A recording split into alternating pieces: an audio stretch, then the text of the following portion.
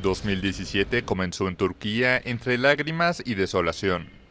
Familiares organizaron los funerales para algunas de las 39 víctimas mortales que dejó el ataque a la discoteca Reina de Estambul, donde cientos de personas celebraban el Año Nuevo. Un agresor armado abrió fuego pasada la 1 de la madrugada del domingo contra los asistentes al exclusivo centro nocturno a orillas del Bósforo. Según medios locales, algunas de las personas se lanzaron a las aguas gélidas del canal que divide la parte europea y asiática de Turquía para escapar de las balas. De los muertos que han sido identificados figuran 15 extranjeros de países como Arabia Saudita, Francia, Israel y Bélgica. Otras 65 personas resultaron heridas, 4 de ellas de gravedad.